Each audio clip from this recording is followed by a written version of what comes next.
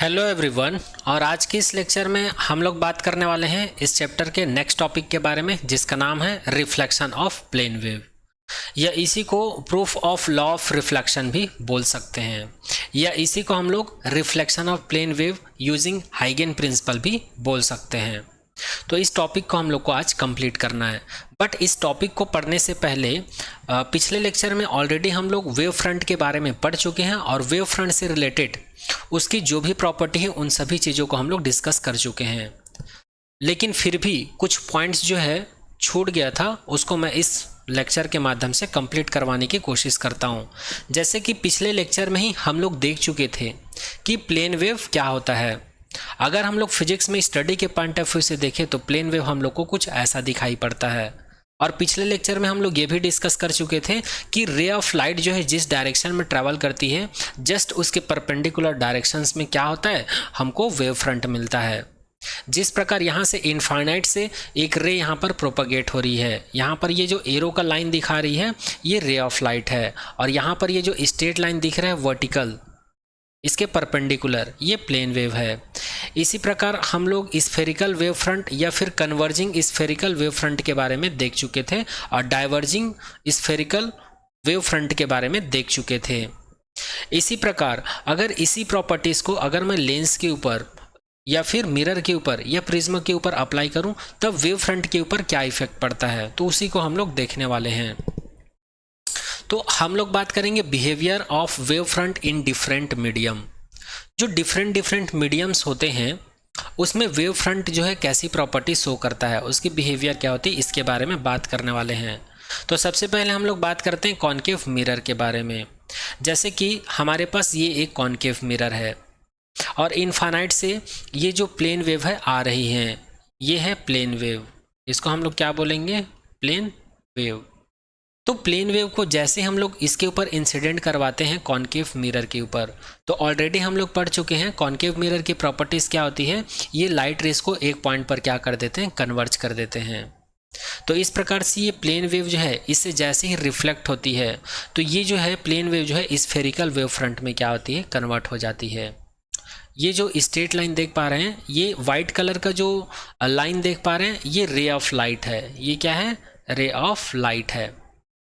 और हम लोग को पता है वेव फ्रंट जो है रे ऑफ लाइट के परपेंडिकुलर होता है, इसीलिए यहाँ पर परपेंडिकुलर डायरेक्शन में मैं क्या ड्रॉ कर दिया हूँ, प्लेन वेव।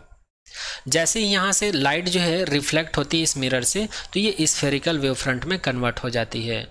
और ये स्फेरिकल वेव फ्रंट जो है आप लोग को कन्वर्जिंग फॉर्म में दिख रहा है। जैसे कि आप लोग देख रहे हैं इसका रेंज यहाँ पर ज़्यादा है, उसके बाद यहाँ कम है, उसके बाद यहाँ कम है, यहाँ कम है, उसके बाद धीरे धीरे करके कम हो जा रहा है, और एफ पॉइंट पर क्या हो रहा है, ये फोकस्ड हो जा रहा है या कन्वर्ज हो जा रहा है। तो इस प्रकार से आप लोग याद रखिएगा, जब भी हम लोग किसी प्लेन वेव फ्रंट को किसी कॉन्केव मिरर पर इंसिडेंट करवाते हैं, तो रिफ्लेक्शंस के बाद वो वेव फ्रंट किस में चेंज हो जाता है, स्फेरिकल वेव फ्रंट में चेंज हो जाता है। इस चीज़ को याद रखिएगा। हमको कैसा वेव फ्रंट मिलता है, स्फेरिकल वेव फ्रंट मिलता है। इसी प्रकार अगर हम लोग इनफाइनाइट से आते हुए जो प्लेन वेव है, अगर इसको कॉन्वेक्स मिरर से हम लोग इंसिडेंट करवाए या रिफ्लेक्ट करवाए, तब क्या होता है। तो जैसे कि यहाँ पर डायग्राम में देख पा रहे हैं, ये है एक कॉन्वेक्स मिरर। ये क्या है, कॉन्वेक्स मिरर। इनफाइनाइट से कोई भी रेज आती है, तो ये इससे टकराने के बाद, ये इसमें इंसिडेंट होने के बाद, स्ट्राइक करवाने के बाद ये क्या हो जाता है, डाइवर्ज हो जाता है। और हम लोग को पता है जो रेज होते हैं उसके परपेंडिकुलर डायरेक्शंस में क्या होता है, वेव फ्रंट होता है। तो हम लोग कंसिडर कर लेते हैं इनफाइनाइट से एक प्लेन वेव हमारे पास आ रही है, और जैसे ही ये मिरर से, कॉन्वेक्स मिरर से टकराती है या इस पर इंसिडेंट होती है, तो ये क्या होने लगती है, स्फेरिकल वेव फ्रंट में कन्वर्ट हो जाती है। मगर यहाँ पर स्फेरिकल वेव फ्रंट जो है डाइवर्ज होने लगती है। डाइवर्ज होने का मतलब यहाँ पर इसका रेंज कम है, यहाँ पर थोड़ा सा इंक्रीज हुआ, यहाँ पर थोड़ा इंक्रीज हुआ, इंक्रीज होते होते होते इंक्रीज होते चला गया। इसका मतलब यहाँ पर ये क्या हो रहा है, स्फेरिकल वेव फ्रंट तो है मगर कैसा है, डाइवर्जिंग है। कैसा है, डाइवर्जिंग वेव फ्रंट है। और यहाँ पर कैसा था, स्फेरिकल वेव फ्रंट था मगर कैसा था, कन्वर्जिंग था। क्या था, कन्वर्जिंग था। क्योंकि हम लोग को पता है जो कॉन्केव मिरर होते हैं लाइट को कन्वर्ज करते हैं, और हम लोग को ये भी पता है जो कॉन्वेक्स मिरर होता है ये लाइट को क्या करते हैं, डाइवर्ज करते हैं। इसलिए यहाँ पर स्फेरिकल जो वेव फ्रंट है वो डाइवर्जिंग मिलेगा, यहाँ पर कन्वर्जिंग मिलेगा। चलिए नेक्स्ट बात करते हैं लेंस के बारे में। अभी हम लोग मिरर के बारे में बात किए हैं कि प्लेन वेव जो है किस में चेंज होता है, ठीक है। अब हम लोग बात करते हैं कॉन्वेक्स लेंस के बारे में। जैसे कि हम लोग यहाँ पर एक लेंस कंसीडर कर लिए हैं, ये कॉन्वेक्स लेंस है। कौन सा लेंस है, कॉन्वेक्स लेंस। इनफाइनाइट से एक रेज आती है तो ये रेज को क्या कर देते हैं, कन्वर्ज कर देते हैं। और ये जो रेज देख पा रहे हैं वाइट कलर का, इसके जस्ट परपेंडिकुलर हम लोग एक लाइन ड्रॉ करते हैं, इसको क्या कहते हैं, प्लेन वेव कहते हैं। क्या कहते हैं, प्लेन वेव। जैसे ही ये प्लेन वेव जो है मिरर की लेंस के ऊपर टकराती है तो इसका क्या हो जाता है, रिफ्रैक्शन हो जाता है। क्योंकि हम लोग ऑलरेडी पढ़ चुके हैं मिरर के केस में क्या होता है, रिफ्लेक्शन होता है, और लेंस के केस में क्या होता है, रिफ्रैक्शन होता है। तो यहाँ पर रिफ्रैक्शंस के पश्चात ये प्लेन वेव जो है फिर से यहाँ पर ये स्फेरिकल वेव फ्रंट में क्या हो जाती है, कन्वर्ट हो जाती है। मगर ये वेव फ्रंट कैसा है, कन्वर्जिंग है। कैसा है, कन्वर्जिंग है। तो इस चीज़ को याद रखिएगा, जब भी किसी प्लेन वेव को हम लोग कॉन्वेक्स लेंस के ऊपर इंसिडेंट करवाते हैं तो इसका क्या हो जाता है, रिफ्रैक्शन हो जाता है। रिफ्रैक्शंस के बाद हम लोग को प्लेन वेव जो है स्फेरिकल वेव फ्रंट में कन्वर्ट होते हुए दिख जाता है। और स्फेरिकल वेव फ्रंट जो है कैसा मिलता है हमको, कन्वर्जिंग स्फेरिकल वेव फ्रंट मिलता है। किसी किसी बुक में इसी को कॉन्केव वेव फ्रंट भी कहा जाता है।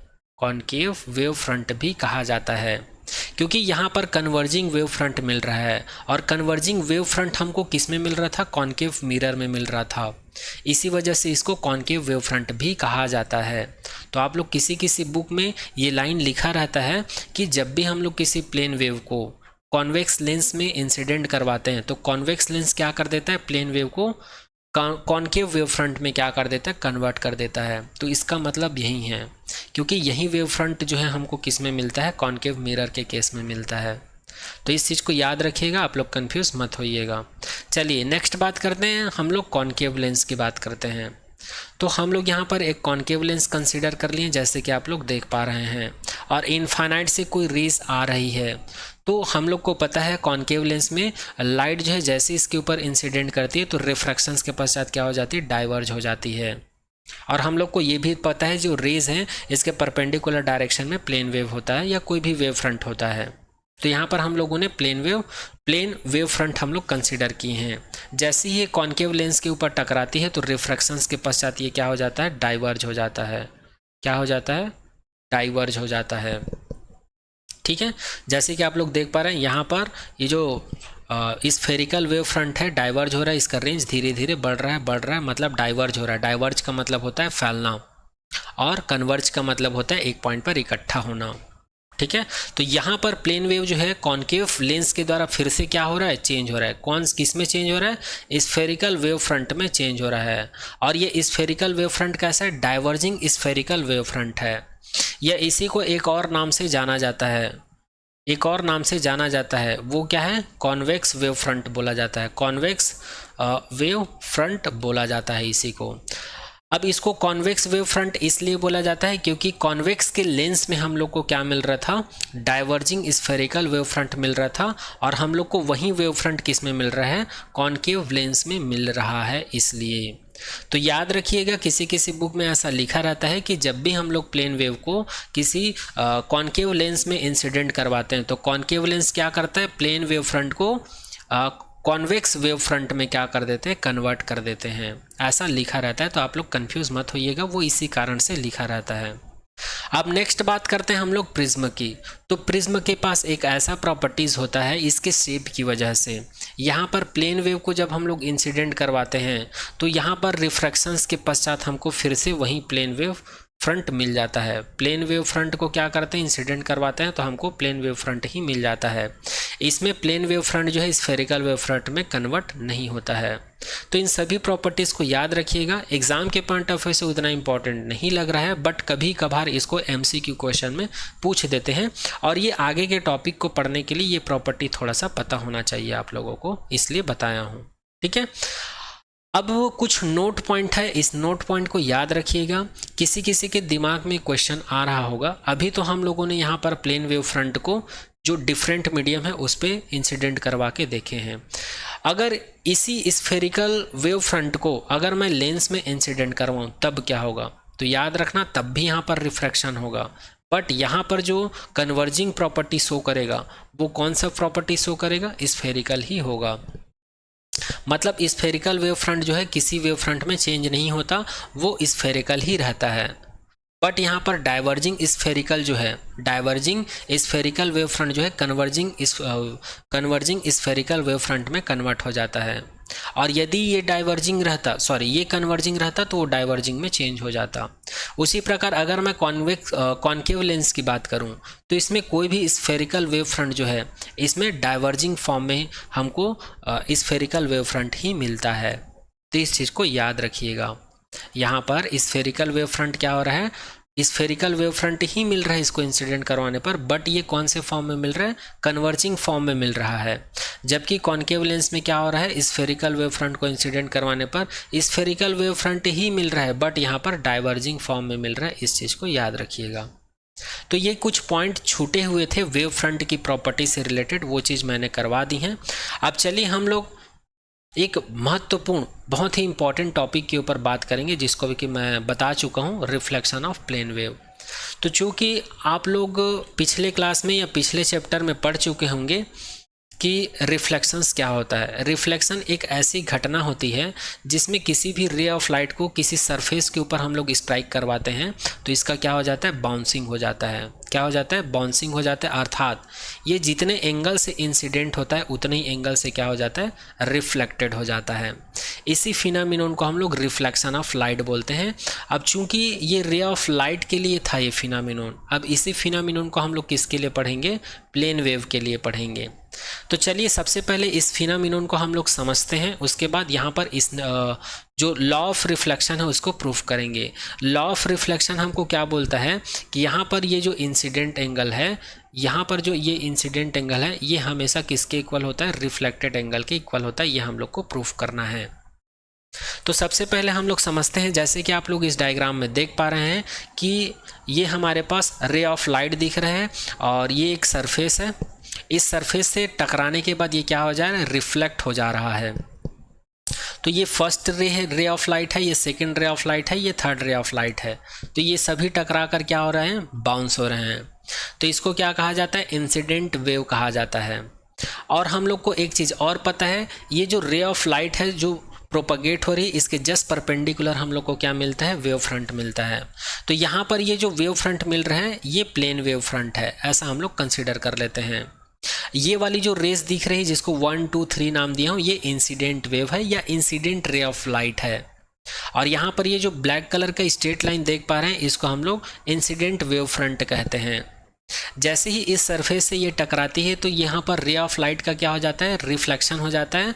और उसी प्रकार ये जो प्लेन वेव फ्रंट देख पा रहे हैं इसका भी रिफ्लेक्शन हो जाता है, और रिफ्लेक्शन होने के बाद इसका डायरेक्शन जो है चेंज हो जाता है। ये ऐसे यहाँ पर इंसिडेंट होता है, टकराने के बाद ये कुछ ऐसा हो जाता है जैसे कि आप लोग देख पा रहे हैं। तो ये जो ब्लैक कलर का जो स्ट्रेट लाइन देख पा रहे हैं रे ऑफ लाइट के परपेंडिकुलर डायरेक्शन में, इसको कहा जाता है रिफ्लेक्टेड वेव फ्रंट। इसको कहा जाता है रिफ्लेक्टेड वेव फ्रंट।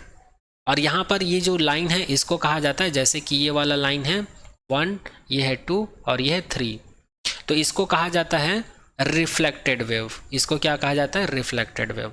और यहाँ पर हम लोग इसके सेंटर पर एक नॉर्मल ड्रॉ कर देते हैं, क्योंकि नॉर्मल हमको ये बताता है कि कोई भी प्लेन वेव है या कोई भी रे ऑफ लाइट है कितने एंगल से इंसिडेंट हुआ है और कितने एंगल से रिफ्लेक्टेड हुआ है।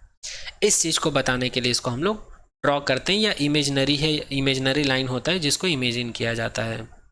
ओके, तो आई होप ये डायग्राम आप लोग को समझ में आ गया होगा। अब इसी को हम लोग मैथमेटिकल तरीके से समझेंगे, क्योंकि हम लोग को ये लॉ को प्रूफ करना है। तो इसी डायग्राम को एक बार फिर से मैं समझा देता हूँ। चलिए आगे बढ़ते हैं।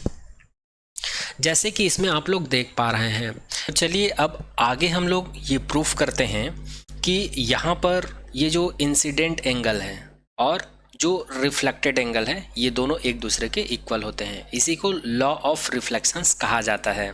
तो इसी को प्लेन वेव फ्रंट के लिए अभी हम लोग प्रूफ करते हैं। तो इसको प्रूफ करने के लिए ये रे डायग्राम को समझना बहुत ज़रूरी है, ठीक है। इसलिए इस रे डायग्राम को यहाँ पर मैं आप लोगों के लिए एक बार रीड्रॉ कर देता हूँ ताकि ये अच्छे से समझ में आ जाए, क्योंकि यहीं पर बताऊँगा तो थोड़ा सा कम समझ में आएगा, इसलिए मैं ड्रॉ करके बताता हूँ, ठीक है। तो सबसे पहले यहाँ पर एक्स वाई क्या चीज़ है, एक प्लेन सरफेस है। तो ये हम लोग एक प्लेन सरफेस कंसिडर कर लेते हैं, एक्स और वाई। उसके बाद यहाँ पर ये जो ब्लैक कलर का लाइन देख रहे हैं ये क्या है, इंसिडेंट वेव फ्रंट है। तो हम लोग कंसिडर कर लेते हैं कि यहाँ से ये एक वेव फ्रंट है जो इस प्लेन पर क्या हो रही है, इंसिडेंट हो रही है, ठीक है। और यहाँ पर एक एंगल बना हुआ है आई, तो यहाँ पर एक एंगल बनेगा आई। एक चीज़ याद रखना, जब हम लोग रे ऑफ लाइट पढ़ते हैं तो रे ऑफ लाइट पढ़ते हैं तो इसमें जब लाइट इंसिडेंट होती है तो यहाँ से रिफ्लेक्ट हो जाती है और यहाँ से एक नॉर्मल ड्रॉ करते हैं। तो इंसिडेंट रे और नॉर्मल के बीच जो एंगल बनता है इसको इंसिडेंट एंगल बोलते हैं। बट प्लेन वेव के केस में ऐसा नहीं होता। प्लेन वेव फ्रंट के केस में या किसी भी वेव फ्रंट के केस में ऐसा नहीं होता है। यहाँ पर जो प्लेन सरफेस होता है जिस पर हम लोग इसको स्ट्राइक करवाते हैं और जो प्लेन वेव फ्रंट है उनके बीच का जो एंगल होता है ये इंसिडेंट एंगल होता है। जबकि रे ऑफ लाइट वाले में हम लोग रे ऑफ लाइट और नॉर्मल के बीच का एंगल कंसीडर करते हैं। अब ये प्लेन वेव जो है इससे टकराकर इसमें जब स्ट्राइक होगा फिर ये यहाँ से क्या हो जाएगी, बाउंस हो जाएगी। और इसका जो शेप है ये कैसे दिखने लगेगा, अभी ऐसे दिख रहा है। जैसे ही ये रिफ्लेक्ट होगा तो हमको ये कुछ ऐसे दिखेगा। ये रिफ्लेक्ट होने के बाद ये कुछ ऐसे जाने लगेगा। तो इसी चीज़ को यहाँ पर ये जो ब्लैक लाइन है इसके द्वारा दिखाया गया है। और यहाँ पर ये जो ब्लैक लाइन है इसको रिफ्लेक्टेड वेव फ्रंट बोलते हैं। क्या बोलते हैं, रिफ्लेक्टेड वेव फ्रंट बोलते हैं। फिर से यहाँ पर हम लोग को एक एंगल मिलेगा जिसको हम लोग क्या कहते हैं, रिफ्लेक्टेड एंगल बोलते हैं। जैसे कि यहाँ पर ये आर देख पा रहे हैं। फिर से वही चीज़ यहाँ पर रे ऑफ लाइट वाले रिफ्लेक्शंस की घटना में क्या होती है, रे ऑफ लाइट और नॉर्मल के बीच हम लोग रिफ्लेक्टेड एंगल लेते हैं। बट वेव फ्रंट के केस में हम लोग ये जो सरफेस है और जो प्लेन वेव फ्रंट है उनके बीच एंगल लेते हैं। अब चलिए यहाँ पर हम लोगों ने प्लेन वेव फ्रंट को तो रिफ्लेक्ट करवा दिया है। अब चूंकि हम लोग को ये पता है कि कोई भी रे ऑफ लाइट है वो वेव फ्रंट के क्या होती है, परपेंडिकुलर होती है। तो इसी में अगर मैं रे डायग्राम ड्रॉ करूं तो कैसे ड्रॉ करेंगे, तो यहाँ पर ये जो देख रहे हैं ना ये वाला लाइन, ये रे डायग्राम बनेगा। तो यहाँ से कोई लाइट आएगी और यहाँ से रिफ्लेक्ट होने के बाद ये यहाँ से सीधा चली जाएगी। तो यहाँ से ये रिफ्लेक्ट होके ऐसे सीधा चला जाएगा। तो यहाँ पर ये क्या चीज़ है, रे डायग्राम है। ये क्या है, रे डायग्राम है, जो कि यहाँ पर आप देख पा रहे हैं। उसी प्रकार इस वाले वेव फ्रंट के लिए अगर मैं रे डायग्राम ड्रॉ करूँ तो यहाँ से मैं इस प्लेन वेव फ्रंट के परपेंडिकुलर ड्रॉ करूँगा तो ये हमें कुछ ऐसा मिलेगा, ठीक है। तो ये रिफ्लेक्शंस के पश्चात ऐसे चले जाएगा। अब यहाँ पर मैं एक नॉर्मल ड्रॉ कर लेता हूँ। क्योंकि ये रे डायग्राम है ना, तो रे डायग्राम में हम लोग क्या करते हैं, एक नॉर्मल ड्रॉ करते हैं। और नॉर्मल और ये इंसिडेंट रे है, ये वाला जो रे है ना ये इंसिडेंट रे है। तो इनके बीच जो एंगल बनता है ना वो इंसिडेंट एंगल होता है। और यहाँ पर भी एक नॉर्मल ड्रॉ करूँगा मैं, और यहाँ पर जो रिफ्लेक्टेड रे है ना, रिफ्लेक्टेड रे और जो नॉर्मल है इनके बीच जो एंगल बनता है वो आर होता है। इसी प्रकार यहाँ पर आप लोग देख सकते हैं ये आई है और ये आर है।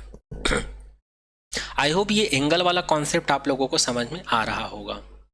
अब यहाँ पर ये जो इंसिडेंट रे है इसको यहाँ पर क्या नाम दिया हुआ है, इस पॉइंट को बी नाम दिया हुआ है। और ये जो रे ऑफ लाइट है इसको एस नाम दिया हुआ है, ठीक है। उसी प्रकार इस वाले रे को क्या नाम दिया हुआ है, ए नाम दिया हुआ है। और इस पॉइंट को सी नाम दिया हुआ है, ठीक है। और ये जो रिफ्लेक्टेड रे है इसको डी नाम दिया हुआ है, ठीक है। यहाँ पर ये वाला रे ऑफ लाइट है और ये वाला रिफ्लेक्टेड रे ऑफ लाइट है, दोनों एक दूसरे को कट कर रहे हैं। इसको हम लोग पॉइंट डी कंसीडर कर लेते हैं, ठीक है। नहीं, इसको, इस वाले पॉइंट को पॉइंट डी कंसीडर किया गया है। इसको अभी हम लोग कुछ नहीं कंसीडर करते हैं, ठीक है। और इस वाले पॉइंट को यहाँ पर ए कंसीडर किया गया है। यहाँ पर आप लोग देख सकते हैं ये वाला पॉइंट क्या है, ए है, और ये वाला पॉइंट क्या है, डी है, और ये वाला पॉइंट क्या है, बी है, और ये वाला पॉइंट सी है। तो ये बी सी और ये वाला पॉइंट क्या हो गया, ए, और ये वाला पॉइंट क्या हो गया, डी हो गया। अब यहाँ पर ये जो नॉर्मल ड्रॉ किए हैं इसको यहाँ पर क्या बोला गया, एन और बी बोला गया। तो यहाँ पर मैं एन कंसिडर कर लेता हूँ और ये बी, और यहाँ पर क्या कंसिडर किया गया, एन डेस और सी। आई होप अब ये डायग्राम आप लोगों को समझ में आ गया होगा, और यही डायग्राम यहाँ पर बना हुआ है। आप लोग बस एक चीज याद रखिएगा, एस बी यहाँ पर क्या चीज है, इंसिडेंट रे है, ठीक है। और ए और सी क्या है, ये भी इंसिडेंट रे है। और यहाँ पर बी और डी क्या चीज है, बी डी यहाँ पर क्या चीज़ है, रिफ्लेक्टेड रे है। और सी, और इसको भी आप लोग कंसिडर कर लो, ई कंसिडर कर लेता हूँ, ये सी ई क्या चीज़ है, रिफ्लेक्टेड रे है। बट यहाँ पर ये जो ब्लैक कलर का स्ट्रेट लाइन देख रहे हैं, वर्टिकल लाइन देख रहे हैं, ये प्लेन वेव फ्रंट है, और कौन सा है, इंसिडेंट वेव फ्रंट है। और ये वाला जो लाइन देख पा रहे हैं ये रिफ्लेक्टेड वेव फ्रंट है। अच्छा, एक चीज़ और बता देता हूँ, अगर आप लोग कुछ एक्स्ट्रा नॉलेज रखना चाहते हैं एंगल के बारे में तो वो भी मैं बता देता हूँ। कुछ लोगों को कन्फ्यूज़न हो रहा होगा, यहाँ पर आई है, यहाँ पर भी आई है, तो ये आई कैसे आया वो तो मैं बता दिया हूँ, बट यहाँ पर एक और कॉन्सेप्ट छुपा हुआ है, उसको भी थोड़ा सा एक्सप्लेन कर देता हूँ मैं, है ना। तो यहाँ पर ये आई है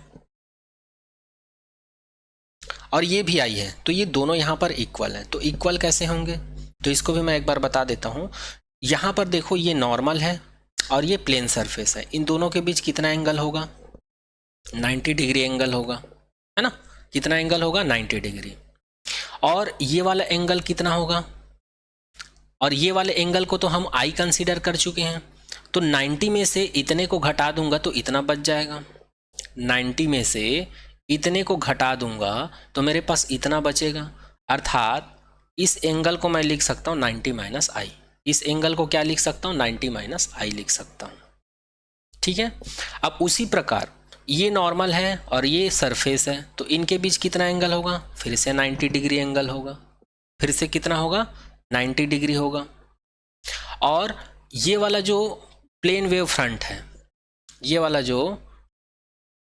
जो प्लेन वेव फ्रंट है और ये वाला जो इंसिडेंट रे है, इनके बीच भी तो 90 डिग्री एंगल होगा, इनके बीच भी तो 90 डिग्री होगा, क्योंकि हम लोग ऑलरेडी पढ़ चुके हैं कि रे ऑफ लाइट जो है वेव फ्रंट के परपेंडिकुलर होता है। तो जब ये 90 डिग्री है तो ये वाला एंगल कितना होना चाहिए, तो इसी को मैं प्रूफ करके बता रहा हूँ कि ये आई के इक्वल होगा। कैसे आई के इक्वल होगा, तो ये वाला एंगल जब 90 डिग्री है, ये वाला एंगल जब 90 डिग्री है, तो इतने में से अगर मैं इतने को हटा दूं तो मुझे ये वाला एंगल मिल जाएगा ना। तो मैं क्या करूंगा, 90 में से इतने एंगल को हटा दूंगा, और इस वाले एंगल का वैल्यू क्या है, 90 माइनस आई है, तो ये 90 माइनस आई हो जाएगा। बट यहाँ पर माइनस है इसलिए माइनस माइनस प्लस हो जाएगा, तो ये और ये कैंसिल आउट होगा, और ये कितना मिल गया, आई मिल गया। इसी प्रकार इसको भी प्रूफ कर सकते हैं हम लोग। यहाँ पर एंगल कितना है, नॉर्मल और प्लेन के बीच एंगल कितना है, नॉर्मल और प्लेन के बीच एंगल है 90 डिग्री। और ये वाला एंगल हम लोग कितना कंसिडर कर चुके हैं, रिफ्लेक्टेड एंगल आर है प्लेन वेव फ्रंट के बीच, तो ये वाला एंगल कितना होगा, 90 माइनस आर होगा। कितना होगा, 90 माइनस आर होगा। सिमिलरली उसी प्रकार ये वाला जो वेव फ्रंट है और ये वाला जो रिफ्लेक्टेड वेव रे ऑफ लाइट है, इनके बीच कितना एंगल होगा, 90 डिग्री। तो 90 डिग्री में से इतने एंगल को अगर मैं हटा दूं तो ये वाला एंगल मिल जाएगा ना भाई मुझे। तो इसलिए मैं यहाँ पर क्या करता हूँ, 90 में से इस वाले एंगल का वैल्यू क्या है, 90 माइनस आर है, तो इसको मैं घटा देता हूँ 90 माइनस आर। तो ये माइनस माइनस क्या हो जाएगा, प्लस हो जाएगा, है ना। ये माइनस और माइनस क्या हो जाएगा, प्लस हो जाएगा। यहाँ पर 90 और 90 कैंसिल आउट, तो यहाँ पर क्या बच गया, आर। तो इस वाले एंगल का वैल्यू क्या आ गया, आर, ठीक है। अब चलिए हम लोग प्रूव करते हैं कि यहाँ पर इंसिडेंट एंगल वेव फ्रंट के लिए और रिफ्लेक्टेड एंगल वेव फ्रंट के लिए इक्वल कैसे होते हैं। तो यहाँ से तो आप लोग डायरेक्ट प्रूफ कर सकते हैं। यहाँ से डायरेक्ट कैसे प्रूफ करेंगे आप लोग, तो यहाँ पर आप लोगों को ट्रायंगल दिख रहा होगा ABC, और एक एंगल दिख रहा होगा BDC। अगर इस डायग्राम को अगर मैं ध्यान से देखूं तो ये वाला एंगल कितना है, 90, ये वाला एंगल कितना है, 90, और इस ट्रायंगल में जितना एंगल ये है, इस वाले ट्रायंगल में उतना ही एंगल ये है। तो यहाँ पर अगर हम लोग कॉन्ग्रेंट ट्रायंगल रूल लगाएं तो यहाँ पर तीनों एंगल जो है क्या होंगे, सेम होंगे। इसमें भी 90, इसमें भी 90, इसमें I, इसमें R, ये दोनों एक दूसरे के इक्वल होंगे। ठीक है, तो इस प्रकार से यहाँ पर सिमिलर ट्रायंगल रूल या डायरेक्ट ट्रायंगल रूल से हम लोग बोल सकते हैं कि एंगल ऑफ इंसिडेंट या एंगल ऑफ रिफ्लेक्टेड जो है एक दूसरे के इक्वल होंगे। ये कहाँ से आया है, कॉन्ग्रेंट ट्रायंगल रूल से आया है। ये चीज़ हो गया, डायरेक्ट ऐसा प्रूफ कर सकते हैं। और अगर ऐसा प्रूफ नहीं करना चाहते तो किसी किसी बुक में ऐसा प्रूफ दिया रहता है, तो इसको भी एक बार बता देता हूँ इसको कैसे प्रूफ कर सकते हैं। तो सबसे पहले इस डायग्राम को अगर आप लोग को समझ में आ गया होगा तो यहाँ पर लिख लीजिएगा कि कौन कौन सा पैरामीटर हम लोग यहाँ पर क्या क्या लिए हैं। ठीक है, जैसे कि I मतलब इंसिडेंट एंगल, R मतलब रिफ्लेक्टेड एंगल, BN का मतलब नॉर्मल, BN डेस का मतलब भी नॉर्मल। अब यहाँ से देखो ये जो CA है, ये जो CA है ये किसके इक्वल होगा, BD के इक्वल होगा। आप लोग ध्यान से देखो, ये वाला डिस्टेंस और ये वाला डिस्टेंस, दोनों डिस्टेंस क्या होगा, सेम होगा। तो इस रे डायग्राम से मैं क्या लिख सकता हूँ, CA को BD के इक्वल लिख सकता हूँ। इसको मैं इक्वेशन नंबर 1 कंसिडर कर लेता हूँ। उसी प्रकार अगर मैं यहाँ पर ट्रायंगल BAC कंसिडर, BAC यहाँ पर एंगल कितना है, I है, तो इसका जस्ट सामने वाला क्या होगा, परपेंडिकुलर होगा। ठीक है, और इसके जस्ट नीचे वाला क्या होगा, बेस होगा, और ये हाइपोटेनियस होगा। तो यहाँ पर sine I is equal to क्या हो जाएगा, AC अपॉन BC हो जाएगा। ये परपेंडिकुलर हो जाएगा अपॉन हाइपोटेनियस हो जाएगा। ठीक है, हाइपोटेनियस मतलब BC और परपेंडिकुलर मतलब AC। तो BC को अगर मैं इधर ट्रांसफर कर दूं तो AC इज इक्वल टू हमको क्या मिल जाएगा, BC साइन I मिल जाएगा। इसको इक्वेशन नंबर 2 कंसिडर कर लेता हूं मैं। ठीक है, आगे बात करते हैं ट्रायंगल BDC। ट्रायंगल BDC इसमें एंगल कितना है, R है। तो R के सामने वाले को मैं क्या कंसिडर कर लेता हूँ, परपेंडिकुलर, नीचे वाले को बेस और नीचे वाले को हाइपोटेनियस। ठीक है, ये सबसे लंबा है। अगर इसको कंपेयर करके देखो तो अगर आप लोग इसको नॉर्मल ट्रायंगल के पॉइंट ऑफ व्यू से देखोगे तो यहाँ पर ये आप लोग को बेस लग रहा होगा या आप लोग को हाइपोटेनियस लग रहा होगा, लेकिन हमको ऐसा कंसिडर नहीं करना है। हालांकि ऐसा दिख रहा है, लेकिन हम लोग जानते हैं कि जो एंगल बनता है उसका जस्ट सामने वाला, या फिर एक और रूल पढ़ चुके हैं जहाँ पर 90 डिग्री बनता है ना, उसका जस्ट सामने वाला क्या होता है, हाइपोटेनियस। आप लोग ट्रायंगल पढ़े होंगे है ना, राइट एंगल, जहाँ पर 90 डिग्री बनता है ना, उसका जस्ट सामने वाला क्या होता है, हाइपोटेनियस। और अगर इस एंगल के पॉइंट ऑफ व्यू से देखें ना तो इसका जस्ट सामने वाला परपेंडिकुलर होता है, जस्ट नीचे वाला क्या होता है, बेस होता है। तो यहाँ से ये 90 डिग्री है तो जस्ट सामने वाला क्या होगा, हाइपोटेनियस। ये 90 डिग्री है तो इसका जस्ट सामने वाला क्या होगा, हाइपोटेनियस। तो आप लोग कंफ्यूज मत होइएगा इस ट्रायंगल में, है ना। आगे बात करते हैं ट्रायंगल BDC। ट्रायंगल BDC इसमें एंगल क्या है, R है, तो इसका जस्ट सामने वाला क्या हो जाएगा, परपेंडिकुलर। तो यहाँ पर BD अपॉन BC लिख सकता हूँ। अब यहाँ पर BD को यहीं रखता हूँ, BC को इधर ट्रांसफर कर देता हूँ, तो BD is equal to BC sine R हो जाता है। ठीक है, अब इक्वेशन नंबर 1 से हम लोग देख चुके हैं कि CA जो है BD के इक्वल होता है, तो BD को हटाकर मैं AC लिख देता हूँ। इसको आप लोग CA लिखो चाहे AC लिखो, एक ही मतलब है ना। तो यहाँ पर AC इज इक्वल टू क्या मिल गया, BC साइन R मिल गया। इसको इक्वेशन नंबर 3 कंसिडर कर लेते हैं। अब हम लोग क्या करते हैं, इक्वेशन नंबर 2 और equation number 3 left hand side equal है तो राइट हैंड साइड को क्या कर लेते हैं, इक्वेट कर लेते हैं। तो हमको मिल जाएगा BC sine I is equal to BC sine R मिल जाएगा। और यहाँ से BC और BC कैंसिल आउट हो जाएगा, तो हमको मिल जाएगा sine I is equal to sine R। But यहाँ पर I और R का वैल्यू क्या है, स्मॉल है, वेरी स्मॉल। इसलिए हम लोग क्या करते हैं, साइन I को लगभग कंसिडर कर लेते हैं I के, और साइन R को हम लोग लगभग कंसिडर कर लेते हैं R के। तो हम लोग को मिल जाएगा I is equal to R, या इसी को लिख सकते हैं angle of I is equal to angle of R। और इसी को क्या कहा जाता है, लॉ ऑफ रिफ्लेक्शन कहा जाता है। तो यहाँ पर लॉ ऑफ रिफ्लेक्शन जो है प्रूफ हो जाता है हाइगेन प्रिंसिपल से। ठीक है, या प्लेन वेव फ्रंट के लिए लॉ ऑफ रिफ्लेक्शंस इसी को कहा जाता है, ये यहाँ पर प्रूफ होता है। अब चलिए इसके बाद नेक्स्ट टॉपिक के बारे में बात करते हैं।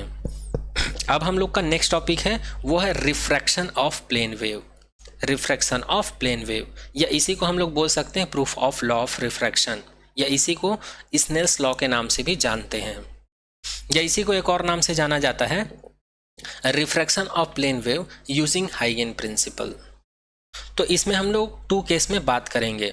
फर्स्ट केस में हम लोग बात करेंगे जब प्लेन वेव फ्रंट जो है रेयर मीडियम से किस में जाता है, डेंसर मीडियम में जाता है। और वही चीज़ यहाँ पर लिखा हुआ है, जब लाइट जो है वेव फ्रंट है, प्लेन वेव फ्रंट जो है रेयर मीडियम से डेंसर मीडियम में जाती है, तब हम लोग स्नेल्स लॉ को प्रूफ करेंगे।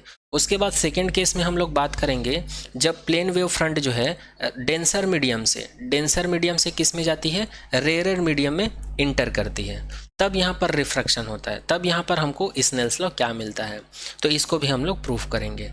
तो चलिए स्टार्ट करते हैं। स्टार्ट करने से पहले मैं एक चीज़ आप लोगों को बता दूँ। सबसे पहले रिफ्रैक्शन ऑफ रे ऑफ लाइट आप लोगों को समझ में आना चाहिए, तो उसको एक बार मैं रिपीट कर देता हूँ।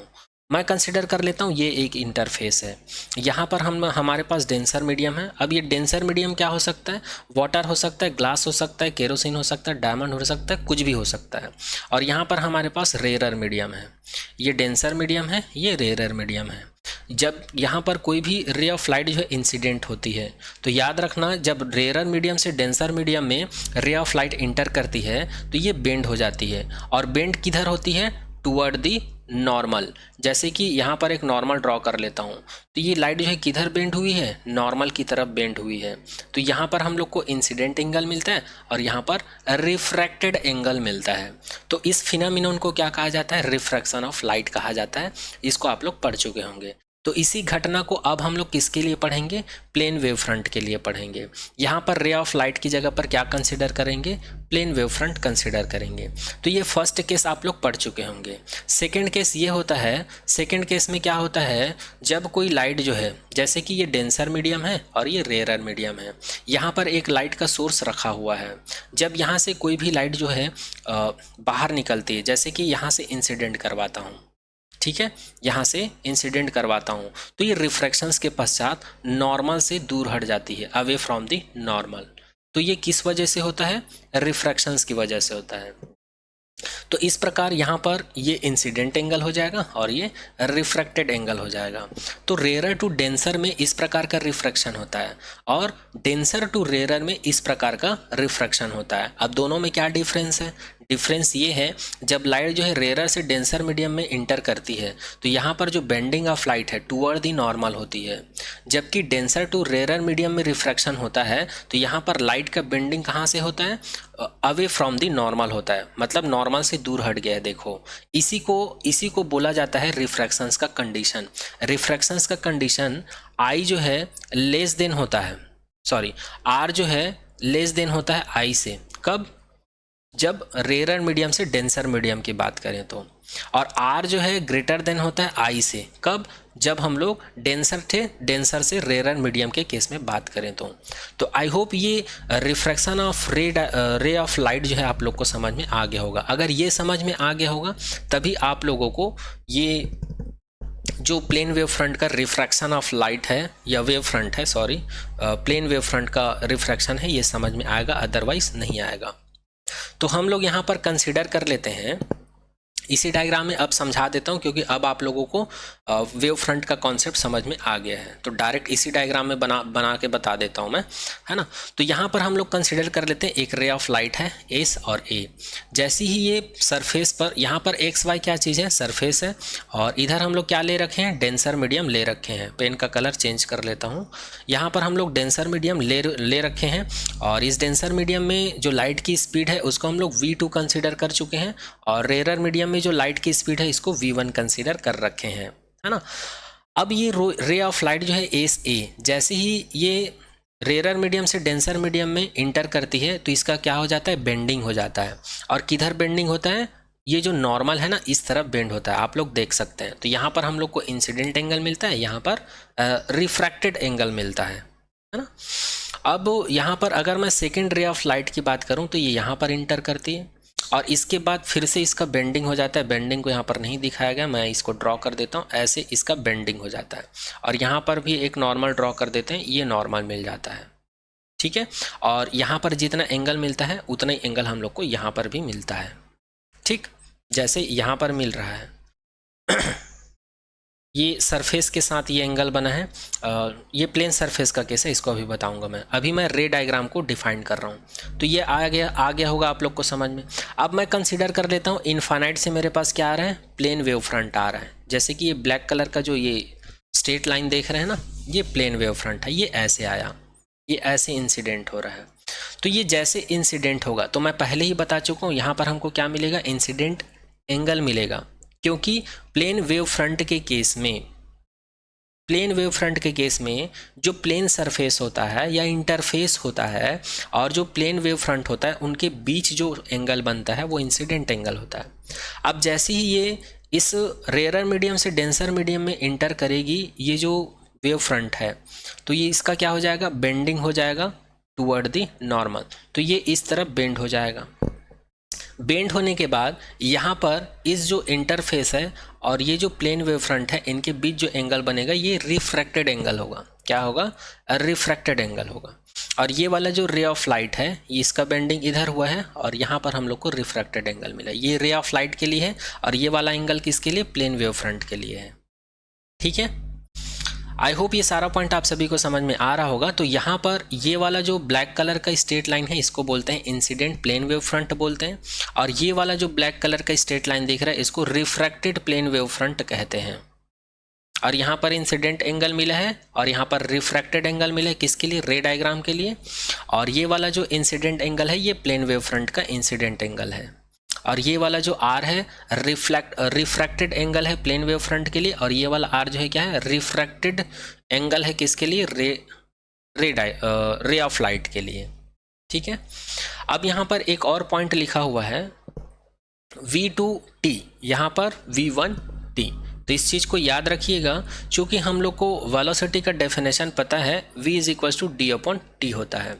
तो यहाँ पर अगर मैं D की बात करूँ तो ये कितना मिलेगा, VT मिलेगा।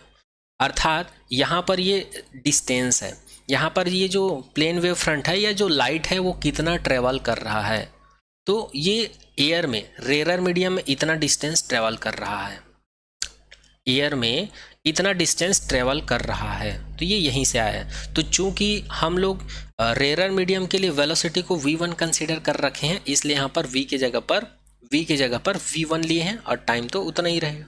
उसी प्रकार ये जो जैसे ही ये रे ऑफ लाइट जो है मीडियम, सेकेंड मीडियम में ट्रेवल कर रही है, तो सेकेंड मीडियम में, डेंसर मीडियम में रे ऑफ लाइट की स्पीड कितनी है, V2T है। क्योंकि डेंसर मीडियम में हम लोग वेलोसिटी को क्या कंसीडर कर रखे हैं, V2, इसलिए यहाँ पर डिस्टेंस, ट्रेवल्ड डिस्टेंस कितना हो जाएगा, V2T हो जाएगा। और यहाँ पर n और n, ये क्या चीज़ है, यहाँ पर नॉर्मल है। ठीक है, आई होप ये रे डायग्राम आप लोग को समझ में आ गया होगा। तो केस 1 का रे डायग्राम अगर समझ में आ गया हो तो चलिए आगे बढ़ते हैं। अब आगे हम लोग बात करेंगे प्रूफ के बारे में। अब स्नेल्स लॉ को यहाँ पर प्रूफ करेंगे। तो यहाँ पर एक आप लोग को ट्रायंगल दिख रहा होगा ABC, ये वाला एक ट्रायंगल दिख रहा होगा और दूसरा ट्रायंगल आप लोग को दिख रहा होगा ADC। तो इसी ट्रायंगल से हम लोग क्या प्रूफ करेंगे, स्नेल्स लॉ को प्रूफ करेंगे। तो चलिए प्रूफ करते हैं। ठीक है, फ्रॉम ट्रायंगल ABC, अगर मैं ट्रायंगल ABC को ध्यान से देखूं तो यहाँ पर अगर मैं साइन लूँ, sine triangle BAC, triangle BAC जिसको हम लोग क्या कंसिडर कर रखे हैं, I कंसिडर कर रखे हैं। तो अगर ये I है और ये 90 डिग्री है और ये R है और ये 90 डिग्री है, तो 90 डिग्री का या 90 एंगल का जस्ट सामने वाला क्या होगा, हाइपोटेनियस। इसका सामने वाला क्या होगा, हाइपोटेनियस। और इसका जस्ट सामने वाला क्या होगा, परपेंडिकुलर। और जो नीचे में है वो बेस हो जाएगा। इसका सामने वाला क्या हो जाएगा, परपेंडिकुलर। इसका नीचे वाला क्या हो जाएगा, बेस हो जाएगा। उसी प्रकार इस ट्रायंगल में अगर साइन का कॉन्सेप्ट लगाऊं तो साइन I = मुझे मिल जाएगा परपेंडिकुलर अपॉन हाइपोटेनियस। परपेंडिकुलर को हम लोगों ने यहाँ पर क्या कंसिडर कर रखा है, BC। यहाँ पर BC आ गया। और हाइपोटेनियस को क्या कंसिडर कर रखे हैं, AC। तो यहाँ पर ये AC है तो ये AC आ गया। ठीक है, इसकी इसी प्रकार एक और ट्रायंगल है, triangle ADC। Triangle ADC C. तो इसमें साइन का कॉन्सेप्ट लगाऊं तो sine angle A C D, और एंगल ए सी डी का वैल्यू क्या है, आर है, इसलिए sine R is equals to फिर से परपेंडिकुलर अपॉन हाइपोटेनियस। परपेंडिकुलर यहाँ पर क्या चीज़ है, ये आर है, सामने वाला परपेंडिकुलर होगा तो ये ए डी हो जाएगा, और ये हाइपोटेनियस है तो हाइपोटेनियस क्या हो जाएगा, ए सी, तो ये ए सी हो जाएगा। तो यहाँ पर हमको इक्वेशन नंबर 1 मिल गया, इक्वेशन नंबर 2 मिल गया। अब हम लोग क्या करते हैं, इक्वेशन नंबर 1 में इक्वेशन नंबर 2 को डिवाइड कर देते हैं। तो डिवाइड करने पर मिलेगा sine I upon sine R, B C upon A C, cross में A C upon A D मिल जाएगा। अब हम लोग यहाँ से इसको लिख सकते हैं sine I upon sine R is equal to, यहाँ पर बी सी बचा है, ये तो कैंसिल आउट हो गया है, और नीचे में बचा है ए डी। अब मैं बी सी को क्या लिख सकता हूँ, बी सी को लिख सकता हूँ मैं V1T, ठीक है, और यहाँ पर AD को मैं क्या लिख सकता हूँ, V2T, AD को क्या लिख सकता हूँ, V2T लिख सकता हूँ, और यहाँ पर T और T कैंसिल आउट हो जाएगा, मुझे क्या मिल जाएगा, V1 अपॉन V2 मिल जाएगा। तो यहाँ पर इसी को अगर मैं अरेंज करके लिखूँ तो sine I upon sine R is equals to V1 upon V2 मिल जाता है, ठीक है। और इसी को मैं लिख सकता हूँ 1 म्यू 2, मतलब 1 के रिस्पेक्ट में सेकेंड मीडियम का रिफ्रैक्टिव इंडेक्स बोल सकते हैं, 1 के रिस्पेक्ट में सेकेंड मीडियम का रिफ्रैक्टिव इंडेक्स बोल सकते हैं।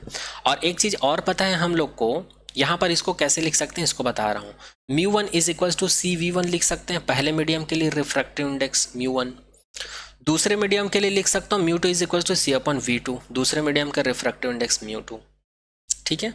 अब मैं इन दोनों को क्या कर देता हूँ, डिवाइड कर देता हूँ, तो मुझे मिल जाएगा μ2 अपॉन μ1, और इसी को मैं यहाँ पर क्या लिखा हूँ, 1 μ2 लिखा हूँ, 1 μ2 लिखा हूँ, 1 μ2 लिखा हूँ, ठीक है।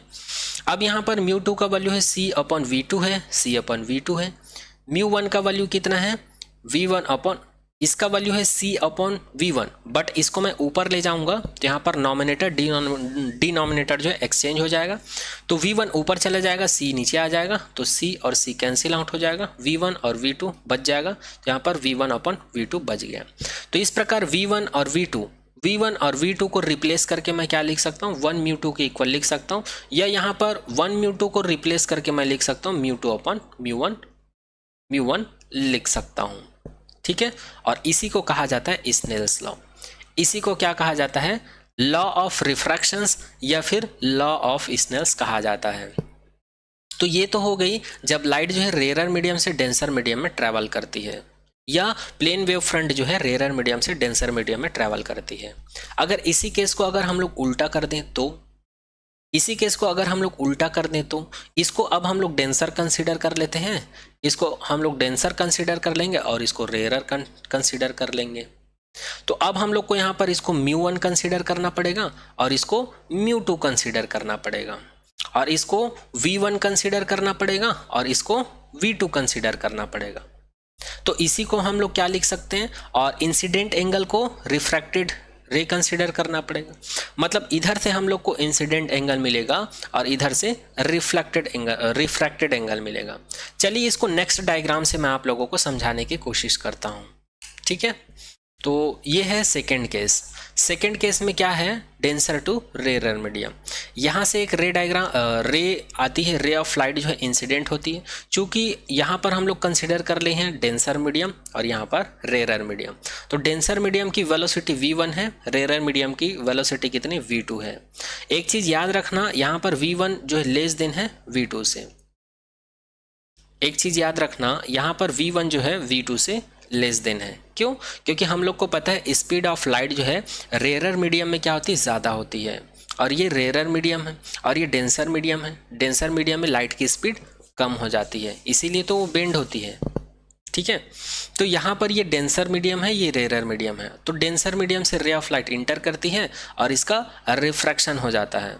और याद रखना, मैं ऑलरेडी आप लोग को स्टार्टिंग में बता चुका हूँ कि कोई भी लाइट जो है डेंसर मीडियम से रेयर मीडियम में इंटर करती है तो उसका जो रिफ्रैक्शन है नॉर्मल से अवे फ्रॉम होता है, मतलब दूर होता है, टुवर्ड द नहीं होता है, अवे फ्रॉम होता है, ठीक है। उसी प्रकार इस वाले रे ऑफ लाइट का इसका भी बेंडिंग हो जाएगा। यहाँ पर अगर मैं नॉर्मल ड्रॉ कर लूँ तो ये जो है कुछ इस प्रकार से हो जाएगा, तो यहाँ पर हम लोग को रिफ्रैक्टेड एंगल मिलेगा, ठीक है। अब यहाँ पर मैं कंसिडर कर लेता हूँ एक प्लेन वेव फ्रंट है जो इन्फाइनाइट से ऐसे आ रही है, जो ब्लैक कलर का लाइन देख पा रहे हैं। जैसे ही ये सरफेस पर इंसिडेंट होती है तो इसका क्या हो जाता है, ये नॉर्मल है, इससे दूर हो जाता है, इसका जो पोजीशन है कुछ ऐसे हो जाता है, ये ऐसे हो जाता है। ठीक है, पहले ये ऐसे आ रहा था, देखो ध्यान से देखो, प्लेन वेव फ्रंट को ऐसे आ रहा था, अभी ऐसे जाने लगा है, देखो। तो यहाँ पर बेंडिंग ऑफ वेव फ्रंट हुआ है या नहीं? पहले ये ऐसे आ रहा था, अभी ऐसे जाने लग गया है, तो यहाँ पर बेंडिंग ऑफ वेव फ्रंट हुआ है कि नहीं? तो यहाँ पर नॉर्मल से अवे फ्रॉम हो रहा है, तो इस प्रकार का जो रिफ्रैक्शंस है इसको हम लोग बोलते हैं denser to rarer refraction of wave front, या फिर रे ऑफ लाइट। यहाँ पर रे ऑफ लाइट के पॉइंट ऑफ व्यू से अगर देखें तो ठीक है। अब फिर से यहाँ पर रे ऑफ लाइट जो है नॉर्मल के साथ जो एंगल बनाएगा इंसिडेंट एंगल होगा, और जो प्लेन सरफेस है ये प्लेन वेव फ्रंट के साथ एंगल बनाएगा, ये इंसिडेंट होगा। उसी प्रकार यहाँ पर रिफ्रैक्टेड एंगल मिलेगा, यहाँ पर रे ऑफ लाइट के साथ रिफ्रैक्टेड एंगल मिलेगा। और अगर हम लोग ट्रेवल्ड डिस्टेंस की बात करें तो ये वाली जो लाइट है, ये वाली जो लाइट है ये कितना डिस्टेंस ट्रेवल कर रही है, v1t, और ये वाली जो लाइट है कितना डिस्टेंस ट्रेवल कर रही है, v2t। यहाँ पर एंगल बन रहा है r, यहाँ पर एंगल बन रहा है r, यहाँ पर I, यहाँ पर r। ये जो ब्लैक कलर का स्ट्रेट लाइन देख रहे हैं इसको रिफ्रैक्टेड वेव फ्रंट कहा जाता है, और ये वाला जो ब्लैक कलर का लाइन देख पा रहे हैं इसको इंसिडेंट वेव फ्रंट कहा जाता है। और एक कंडीशन याद रखिएगा, v1 जो है लेस देन होगा v2 से। ठीक, अब यहाँ पर इसको प्रूफ करते हैं कि इसके लिए स्नेल्स लॉ क्या होगा। ठीक है, तो यहाँ पे लिखा हुआ है since we know that the condition for refraction, ये मैं बता चुका हूँ, वही चीज़ लिखा है रेयर टू डेंसर। जब रिफ्रैक्शन जो है रेयर मीडियम से डेंसर मीडियम में होता है तो यहाँ पर इंसिडेंट एंगल जो है ग्रेटर देन होता है इससे। ठीक है, किससे, रिफ्रैक्टेड एंगल से।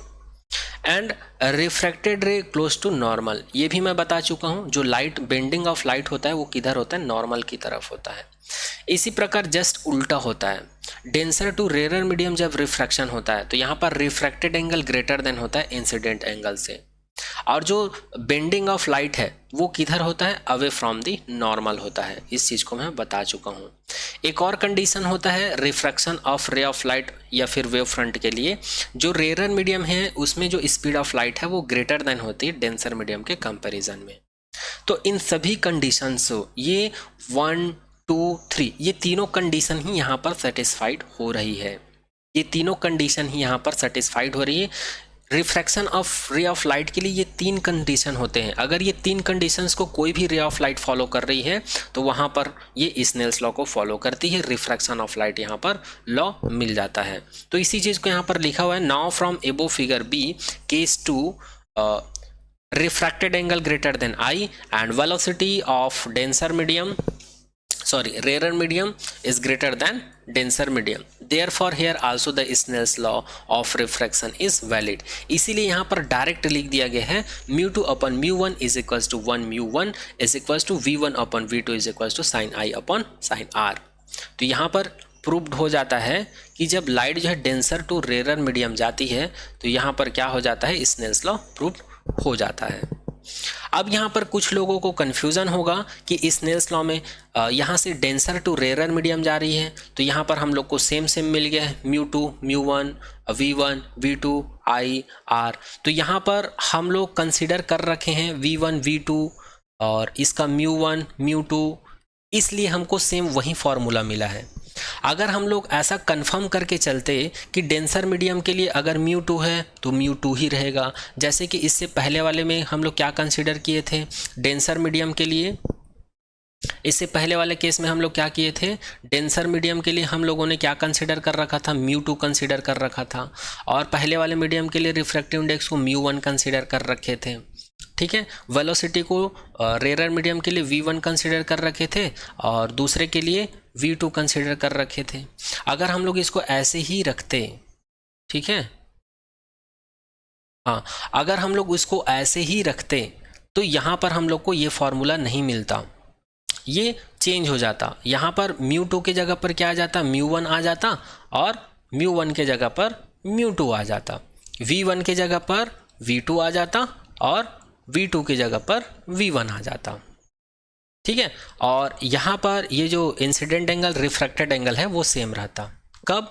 जब पहले वाले केस की तरह कंसिडर करते तो पहले हम लोग इसको रेयर मीडियम कंसिडर किए थे और V1 कंसिडर किए थे, और इसको हम लोग डेंसर कंसिडर किए थे और यहाँ पर V2 था। तो यहाँ पर V1 और V2 को हम लोग सेम लिए हैं। उसी प्रकार यहाँ पर मीडियम बस को चेंज किए हैं, ये डेंसर है ये रेयर है। यहाँ पर रिफ्रैक्टिव इंडेक्स को भी सेम लिए हैं, μ1 μ2, इसलिए हम लोग को वही स्नेल्स लॉ मिला है।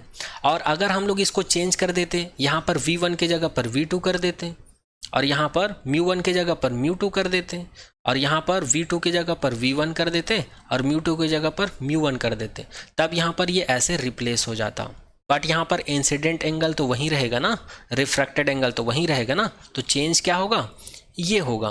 तो इस चीज़ को ध्यान रखिएगा। तो यहाँ पर हम लोग इसको चेंज नहीं किए हैं, तो ये वैसे ही रहेगा। और अगर चेंज कर देते तो इसी को हम लोग क्या लिख देते? μ1 अपन μ2 इज इक्वल्स टू, ये हो जाता, ये थोड़ा सा मिस्टेक हो गया, ये 2 होगा, ये हो जाता 2μ1 हो जाता, और ये V2 अपन V1 हो जाता, ये sin I upon sin R ही रहता।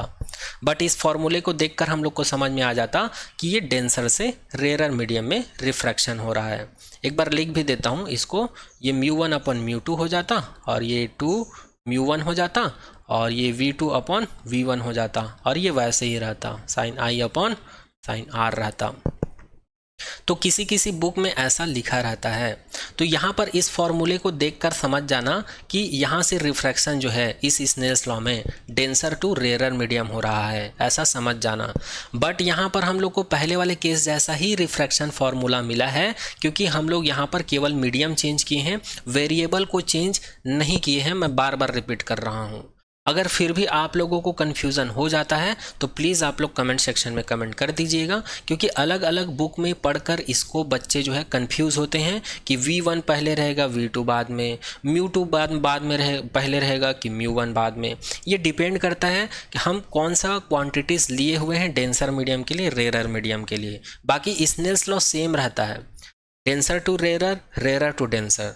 वो हमारे ऊपर डिपेंड करता है कि हम लोग पैरामीटर्स या वेरिएबल्स जो है कैसा कंसीडर किए हैं पहले वाले और दूसरे वाले के लिए। ठीक है, तो किसी किसी बुक में आप लोग को स्नेल्स लॉ ऐसा दिखेगा, वो डिपेंड करेगा कि यहाँ पर कौन सा क्वांटिटी कंसीडर किए हैं मीडियम के हिसाब से। यहाँ पर फिलहाल हम लोग क्या कंसीडर किए थे? वेरिएबल को सेम रखे थे, बस मीडियम को चेंज किए थे, डेंसर और रेयर, तो इसलिए हम लोग को ये फॉर्मूला मिला था। तो यहाँ पर सेकेंड केस के लिए भी यहाँ पर रिफ्रैक्शन लॉ जो है प्रूफ हो जाता है। ठीक है, तो मिलते हैं आने वाले नेक्स्ट लेक्चर में एक नई एनर्जी के साथ और एक नए टॉपिक के साथ। आज के लेक्चर में यहीं तक। Thank you so much to all.